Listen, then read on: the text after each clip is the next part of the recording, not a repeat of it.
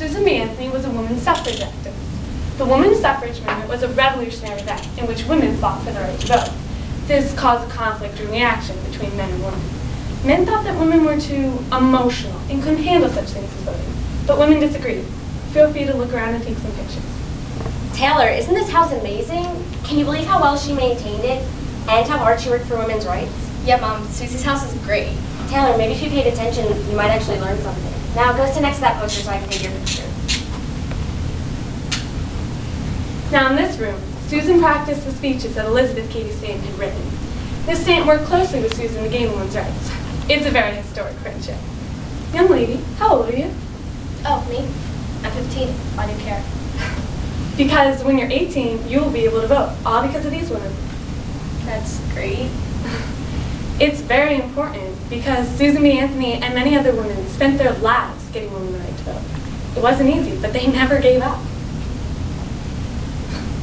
Ma'am, can I show your daughter the room where Miss Stanton and Miss Anthony discuss women's rights? I think it'll be eye-opening. Sure. Follow me. I'll be back in a minute. You just go right on through.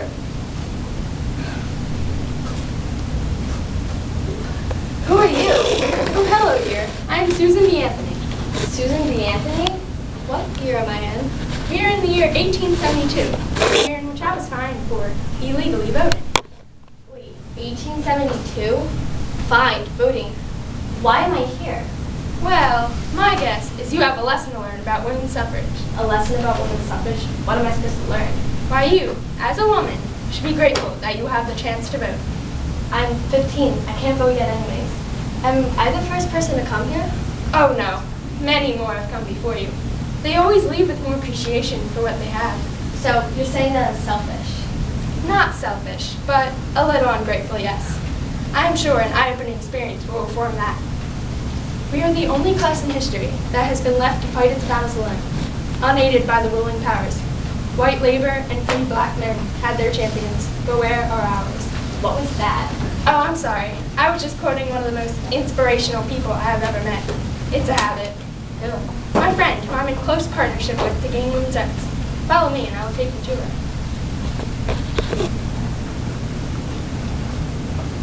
Oh, Susan, there you are. It's late, and I was getting worried. We have another rally later today. And who are you? I'm Taylor. Who are you? I'm Elizabeth Cady Stanton, women's rights activist. Women's what? She does what I do, which is fight for women's rights.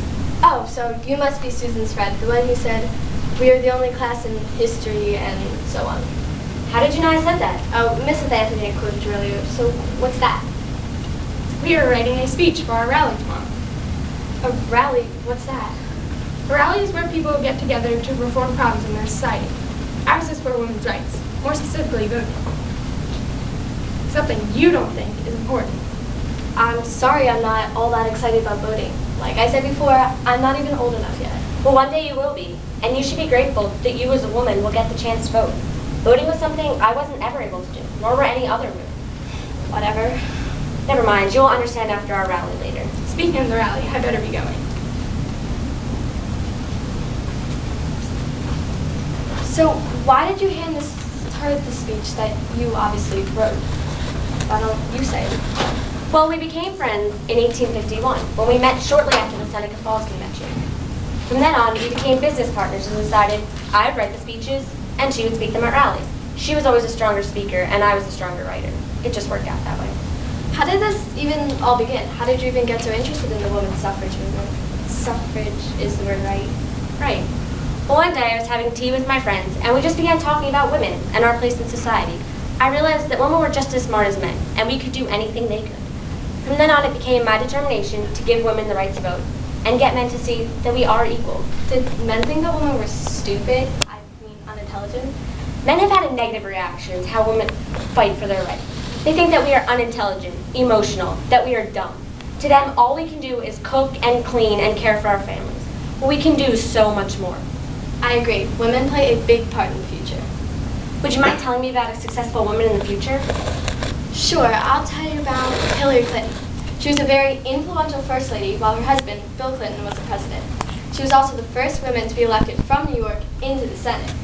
And then in 2007, she ran as a presidential candidate, so she'd be the first female president. She didn't win, but in 2009, She became Secretary of State. Really? Men allowed her to be that successful in politics? In my time, women don't face the same criticism that you do. And it's all because of you and lots of other women. Are you ready? We have to go to the rally. I'm ready.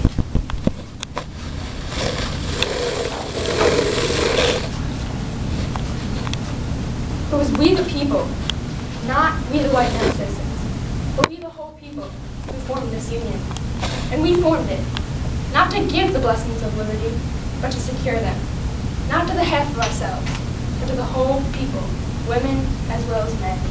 And it is downright mockery to talk women of their blessings of liberty when they are denied the only means of securing them, the ballot. Susan was fined for trying to vote. She was fined just for trying to vote? Wow, women had to go through a lot just to get their rights. Rights that I take for granted. I can't believe everything that you went through. Are you ready to go, Taylor? Now that you learned your lesson, it's time. I'm ready. Taught you everything we could. Always remember, never take your rights for granted. Men their rights and nothing more. Women their rights and nothing less. We are all equal. I promise I won't. Thanks, you, and thanks for me too. As we go back through, listen closely. He kept us out of war. He kept us out of suffrage. He kept us out of war. He kept us out of suffrage. I Kept us out of suffrage. didn't chance. What are they? They were the chants that were said when Woodrow Wilson was reelected as president. The men, who were happy that he was reelected, chanted, "He kept us out of war." The women, who were unhappy, chanted, "He kept us out of suffrage." Did Susan and Elizabeth chant them too? No, they had died many years before. They fought so hard and they never got to vote. So women kept fighting long after they were gone. Yes, they had to work really hard to get that right. And they finally got it on August 26, 1920, in the form of the 19th Amendment. Now, go and rejoin the tour and never take your rights for granted again. I won't. Thanks, and I'm sorry about earlier. The revolutionary event in which women fought for the right to vote was the women's suffrage movement. Men and women had completely different reactions. Men thought women were too emotional to vote, but women disagreed. After men fought long and hard for their rights, men finally started to realize that they were equal. Men their rights and nothing more, women their rights and nothing less. We are all equal. Woo!